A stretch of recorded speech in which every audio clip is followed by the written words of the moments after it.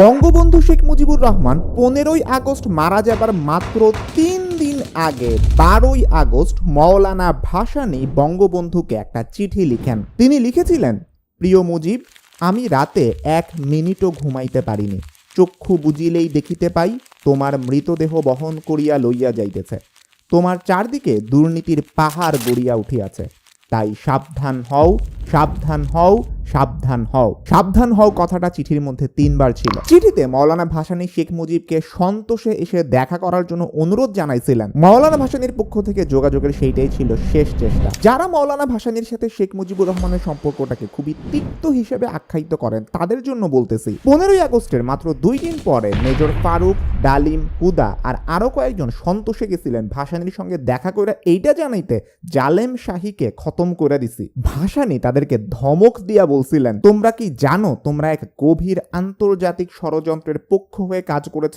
মোশতাকের নির্দেশে মাত্র আগস্টের 16 তারিখ অর্থাৎ বঙ্গবন্ধু মারা যাবার ঠিক পরের দিনে জেনারেল ওসমানী হেলিকপ্টারে কইরা সন্তোষে যায় মওলানা ভাসানীকে এই খবরটা জানান যে বঙ্গবন্ধুকে সরায় ফেলা হয়েছে আর এইটার পক্ষে সমর্থন দিতে বিবৃতি দিতে বলেন, কিন্তু মওলানা ভাসানী সেইটাতে সম্মত হন নাই। তারপরে 21শে আগস্ট মোশতাক নিজে ভাসানীর সঙ্গে দেখা করতে যান, কিন্তু মওলানা ভাসানী তার সাথে দেখা করেন নাই। তার মানে কি ভাসানী আর মুজিবের মধ্যে কোনো বিরোধ ছিল না? অবশ্যই ছিল। বাংলাদেশ যখন জাস্ট স্বাধীন হয়েছে তার ঠিক পরপরের দিকেই মওলানা ভাসানীর যে রাজনৈতিক দল ছিল ন্যাপ, বলা হইতে থাকে তারা সংখ্যালঘু হিন্দু সম্প্রদায়ের প্রতি একটা বিরোধপূর্ণ মনোভাব রাখে। যেমন 1973 সালে সাপ্তাহিক একতাতে পাবলিশড হয়েছিল 1973-এ ন্যাপের মিছিল থেকে এই ধরনের স্লোগান আসতে থাকে, হরে কৃষ্ণ হরে রাম মুজিববাদের অপর নাম, কিংবা হিন্দুরা যদি বাঁচতে চাও বাংলা ছেড়ে চলে যাও। ইভেন ভাসানীর এগেইনস্টে এইটাও সমালোচনা আছে, তিনি হিন্দুদেরকে উদ্দেশ্য করে বলছিলেন তারা অর্থাৎ হিন্দুরা যদি ক্ষমতাসীন আওয়ামী লীগকে ভোট দিয়ে তাদের নিরাপত্তা ও স্বার্থ রক্ষার নিশ্চয়তা পাবে বলে ভেবে থাকে তাহলে তাদের ভাগ্য বিহারীদের মতো হবে।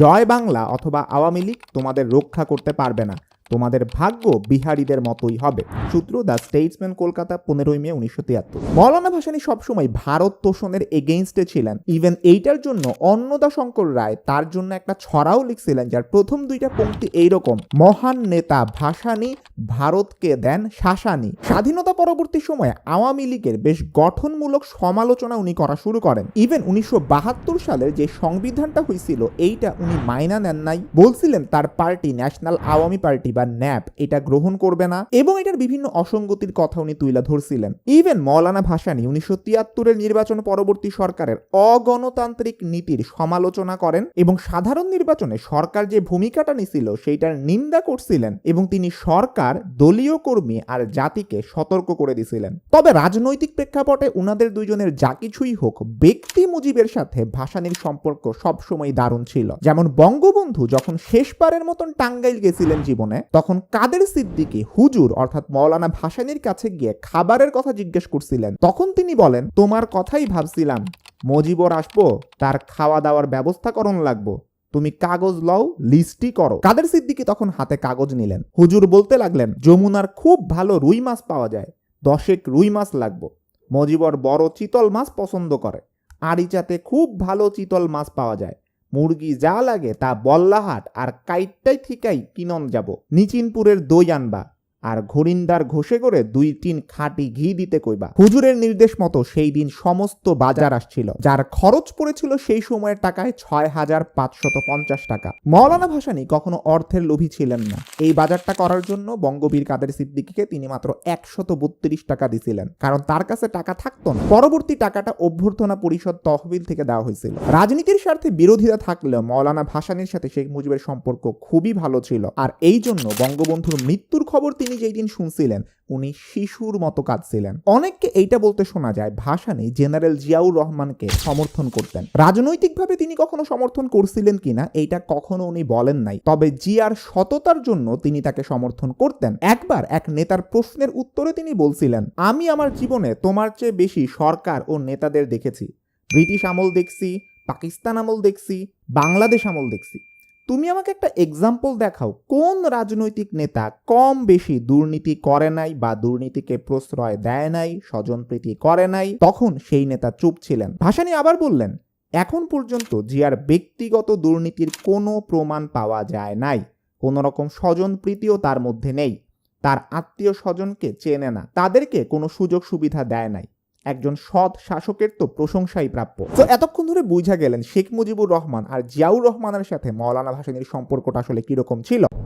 ভাসানীর এগেইনস্টে আরেকটা অভিযোগ শোনা যায় যে তার সাথে নাকি আইয়ুব খানের বেশ গোপন আতাত ছিল। এইটা একটু ব্যাখ্যা করি। 1963 সালের 22 অগস্ট রাওয়ালপিন্ডিতে প্রেসিডেন্ট আইয়ুব খানের আমন্ত্রণে তার সাথে দেখা করতে মৌলানা ভাসানী সেইখানে যান। মশিউর রহমান তার স্মৃতিচারণে বলতেছেন, হোটেল থেকে আসরের নামাজ পড়ে হুজুর এবং আমি প্রেসিডেন্ট ভবনে গেলাম নির্ধারিত সময়ের ঠিক কয়েক মুহূর্ত আগে। আইয়ুবের সহকারীরা আমাদের বলল, আপনারা বসুন, প্রেসিডেন্ট আসছেন। হঠাৎ দেখলাম মাওলানা জায়নামাজ চেয়ে বসলেন এবং নামাজে বসেও পড়লেন। ঠিক এই সময়েই আইয়ুব এলেন। আমরা যে ঘরে অপেক্ষা করছি সেই ঘরে, কিন্তু হুজুর তখনও নামাজে। বেশ কয়েক মিনিট পর হুজুর মুখ তুললেন। বাধ্য হয়ে আইয়ুবকে মাথা নিচু করে তাকে সালাম জানাতে হলো। পরে আমি হুজুরকে জিজ্ঞেস করেছিলাম যে আপনি তো নামাজ পড়ে বেরিয়েছিলেন, তারপরও নামাজ পড়তে বসলেন কেন? তিনি উত্তরে বললেন, আমি নফল পড়ছিলাম।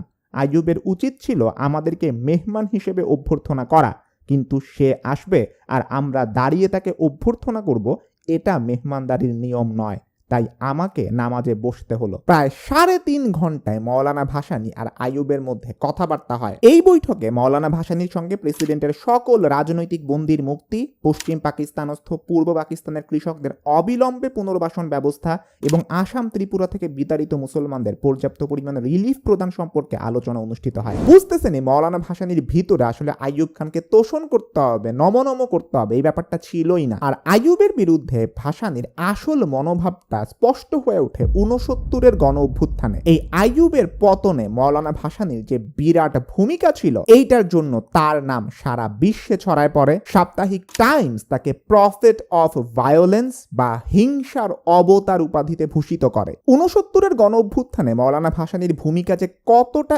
ইনফ্লুয়েন্সিয়াল ছিল, এইটা নিয়ে লিখতে বঙ্গবীর কাদের সিদ্দিকী বইয়ের মধ্যে লিখেন, ভাসানী হাজার হাজার লোক নিয়ে বাইতুল মোকাররমের সামনে বিক্ষোভ দেখাচ্ছিলেন। এক পর্যায়ে পুলিশ লাঠিচার্জ করে হুজুরের বিক্ষোভ ভেঙে দেওয়ার চেষ্টা করল। তখন তিনি বাইতুল মোকাররমের সামনের মূল রাজপথে আল্লাহু আকবার বলে নিয়ত বেঁধে নামাজে দাঁড়িয়ে গেলেন। হুজুরকে নামাজে দাঁড়াতে দেখে পেছনে যারা ছিলেন তারাও তো দাঁড়ালেন। যারা মিলিটারি দেখে সরে গিয়েছিলেন তারাও এসে শয়ে শয়ে কাতারবন্দি হলেন। কয়েক মিনিটের মধ্যে মৌলানা ভাসানীর পেছনে 15 থেকে 20 হাজার মানুষ ঈদের জামাতের মতো জামাত হয়ে গেল। কারো টুপি আছে, কারো নেই, কেউ মুসলমান, কেউ হিন্দু, কেউ বৌদ্ধ, কোনো হিসেব নেই, সবাই জামাতে শরিক হয়েছেন। কিন্তু নামাজ শেষ হচ্ছে না। মিলিটারি অফিসার পড়ে গেল এক মহা বিপাকে। তারা এক জায়গায় বেশি সময় থাকতে পারছে না। দেশের অবস্থা ভালো নয়। আবার জামাতবদ্ধ মানুষকে কিছু করতে পারছে না, কারণ জামাতে লাঠিচার্জ করলে সর্বনাশ হয়ে যাবে। প্রায় 1 ঘন্টা হুজুর নামাজ শেষ না হওয়ায় বাধ্য হয়ে মিলিটারিরা চলে গেল। মিলিটারি কনভয়ে চলে যাওয়ার সাথে সাথে হুজুর গর্জে উঠলেন, কিসের কাইল ধর্মঘট, চলো এক্ষুনি গভর্নর হাউস ঘেরাও করব। ছুটলেন তিনি গভর্নর হাউসের দিকে। তার সঙ্গে হাজার হাজার মানুষ, দলমতের বালাই নাই, সবাই চলছে। তারা চান আইয়ুবের পতন, শেখ মুজিবের মুক্তি। গুলিস্তান মোড়ে এসে ঘোষণা দিলেন, আগরতলা মামলা মানি না, জ্বালাইয়া দাও, পোড়াইয়া দাও। হুজুরকে আর বলতে হলো না। দল দলে মানুষ ছুটে গেল আগরতলা ট্রাইব্যুনালে বিচারকদের বাড়ি, কেউ মন্ত্রীদের বাড়ি। এই ছিল আসল পরিস্থিতি। মৌলানা ভাসানী যে কতটা সোয়াগ ছিলেন তার একটা অন্যতম এক্সাম্পল কাগমারি সাংস্কৃতিক সম্মেলন। এইটা হয়েছিল 1957 সালের ফেব্রুয়ারি মাসে। নাম আফ্রো এশিয়ান সাংস্কৃতিক সম্মেলন। মৌলানা ভাসানী যেহেতু এই অভ্যর্থনা কমিটির চেয়ারম্যান ছিলেন, লক্ষ লক্ষ জনতার উদ্দেশ্যে তিনি সেই সময় জ্বালাময়ী ভাষণ দেন। আর বক্তৃতার একটা পর্যায়ে এসে তিনি শাসক শ্রেণী অর্থাৎ পাকিস্তানিদের উদ্দেশ্যে তার সুবিখ্যাত আসসালামু আলাইকুম উচ্চারণ করেন। জেনারেলি আমরা যখন কাউকে বিদায় দিতে নেই তখন আমরা বলি না আসসালামু আলাইকুম। মৌলানা ভাসানীর এটা একটা সিগনেচার মুভ ছিল। তিনি আসসালামু আলাইকুম বইলা পাকিস্তানি শাসকদেরকে আসলে সবার সামনে, এত বড় জনতার সামনে বিদায় জানায় দিতেছেন সেই 1957 সালে। তার এই আসসালামু আলাইকুম বেশ বিখ্যাত ইতিহাসের মধ্যে। মৌলানা ভাসানীর আরেকটা বদনাম ছিল যে উনি অনেকটা নাকি চীনপন্থী ছিলেন, চীনের তোষণ করতেন। আর চীনকে সমর্থন করার অন্যতম অসুবিধা, বাংলাদেশের মুক্তিযুদ্ধে চীন কিন্তু পাকিস্তানকে সমর্থন দিছিল। আর মৌলানা ভাসানী চীনের যে সমাজতান্ত্রিক রাষ্ট্র ব্যবস্থা ছিল ওইটার বেশ বড় সমর্থক ছিলেন একই সাথে উনি বাংলাদেশের স্বাধীনতাও চাইতেছিলেন। এইটা একটা কনফ্লিক্ট অফ ইন্টারেস্ট তৈরি করে। সো যখন মৌলানা ভাসানী মুক্তিযুদ্ধের সময় ভারতে যান, তখন তিনি পাকিস্তানি হানাদারদের এগেইনস্টে তাদের বর্বরতার কথা বহির্বিশ্বের কাছে জানায় সাহায্য প্রার্থনা করেন। তিনি রুশ নেতাদের কাছে মাও সে তুং কিংবা চৌ এনলাই যারা চীনের নেতা এবং আমেরিকার প্রেসিডেন্ট নিক্সনকে টেলিগ্রাম বার্তা পাঠিয়েছিলেন হানাদারদের সাহায্য না করে মুক্তিযুদ্ধে সহযোগিতা করার জন্য। ফলে বুঝতেই পারতেছেন চীনের সমাজতান্ত্রিক রাষ্ট্র ব্যবস্থার পক্ষে সমর্থন থাকা সত্ত্বেও বাংলাদেশের মুক্তিযুদ্ধের ক্ষেত্রে আয়েশা মৌলানা ভাসানী কিন্তু সেই সমর্থনের তোয়াক্কা করেন নাই। তিনি বাংলাদেশের স্বাধীনতাই চাইছিলেন। 1970-এর যে নির্বাচন হয়েছিল,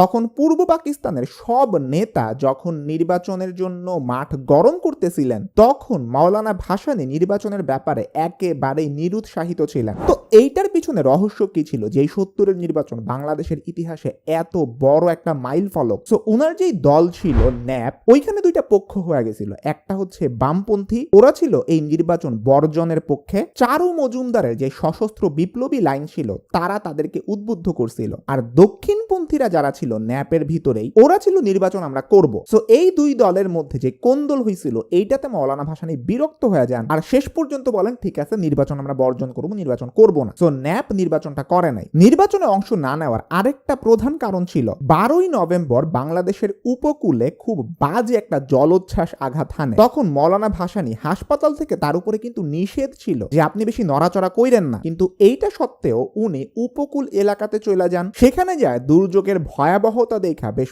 বাজে লাগে তার কাছে। দুর্গত এলাকার মধ্যে তিনি ত্রাণ কার্য পরিচালনা করেন আর এরপরে উনি ঢাকা চলে আসেন। আর ঢাকা এসে একদম সরাসরি ভাবে পূর্ব পাকিস্তানের স্বাধীনতা ঘোষণা করেন। একটা ইন্টারেস্টিং ফ্যাক্ট হচ্ছে, তখনকার সময় শেখ মুজিবুর রহমানকে সাংবাদিকরা যখন স্বাধীনতার ব্যাপারে প্রশ্ন করছেন, তখন তিনি বলেন আমি আঞ্চলিক স্বায়ত্তশাসনের দাবি জানিয়েছি, স্বাধীনতার নয়। সেইখানে মৌলানা ভাসানী ওই সময় সরাসরি পূর্ব পাকিস্তানের স্বাধীনতার ঘোষণা করছিলেন। মৌলানা ভাসানী যে 70-এর নির্বাচন বর্জন করছিলেন, এটার বিরোধিতা করে কবি শামসুর রহমান লিখছিলেন, হায় আজ কি মন্ত্র জপলেন মৌলানা ভাসানী। তখন মৌলানা ভাসানী নির্বাচন প্রসঙ্গে বলছিলেন, আমাদের কাছে নির্বাচনের চেয়ে মানুষ বড়, আমরা নির্বাচন করব না। তার মূল ব্যাখ্যাটা এইটা ছিল, যখন উপকূল অঞ্চলে লক্ষ লক্ষ মানুষ প্রাণ হারাইছে, তখন মুসলিম লীগ বলেন, আওয়ামী লীগ বলেন, জামায়াতে ইসলামী বলেন, ওরা চুটায় নির্বাচনের প্রচারণা চালাই গেছে। সেই সময়ে মুসলিম লীগের প্রতীক ছিল হারিকেন, আওয়ামী লীগের নির্বাচনী প্রতীক ছিল নৌকা। এইগুলা বানানোর জন্য লক্ষ লক্ষ গজ কাপড় নষ্ট হইছে। ওইদিকে এক টুকরা বস্ত্রের অভাবে সেই সময় মা বোনরা সবার সামনে আসতে পারে নাই। মৌলানা ভাসানী দলগুলার নির্বাচন নিয়ে এই ধরনের যে হাইপ ক্রিয়েট করা, একটা জলোচ্ছ্বাসের মধ্যে যেখানে রিলিফ চায়া লন্ডনের হাই কমিশনের সামনে পর্যন্ত বিক্ষোভ হয়েছিল, এর মধ্যে এরকম নিজেদের নির্বাচনী প্রচারণা, এইটা মৌলানা ভাসানীর কাছে বেশ বাজে লাগছিল। আর উনি বলছিলেন তার রাজনৈতিক জীবনে প্রাকৃতিক দুর্যোগের এই ঘটনাটা বেশ ভালোভাবে প্রভাব বিস্তার করছিল। মৌলানা ভাসানী দেশ বরেণ্য একজন নেতা ছিলেন। 1976 সালের 17ই নভেম্বর ঢাকা মেডিকেল কলেজ হাসপাতালে উনি শেষ নিঃশ্বাস ত্যাগ করেন। তাকে টাঙ্গাইল জেলার সদর উপজেলার উত্তর পশ্চিমে সন্তোষ নামক স্থানে পীর শাহজামান দিঘির পাশে সমাধিস্থ করা হয়। সারা দেশ থেকে মানুষজন আসে মৌলানা ভাসানীর জানাজায় অংশগ্রহণ করতে। অ্যাকচুয়ালি মৌলানা ভাসানীর জীবন নিয়ে যদি আমি বলা শুরু করি, এত বড় লাইফ হিস্ট্রি তার, রাজনৈতিক বলেন, তার আধ্যাত্মিক জীবন বলেন, এইগুলা বলতে বলতে আসলে শেষ হবে না। মৌলানা ভাসানীকে নিয়ে 2টা এপিসোড করার কথা ছিল, একটা ভিডিও তো আগেই করে ফেলছি,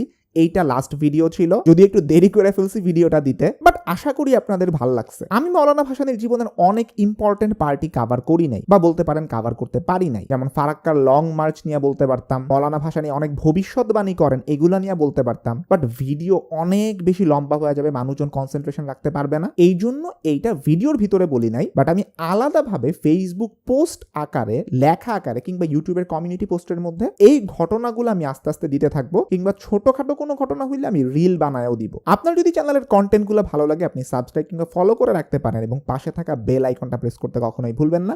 সবাই ভালো থাকবেন, সুস্থ থাকবেন, দেখা হবে ইনশাআল্লাহ পরবর্তী ভিডিওতে। আল্লাহ হাফেজ।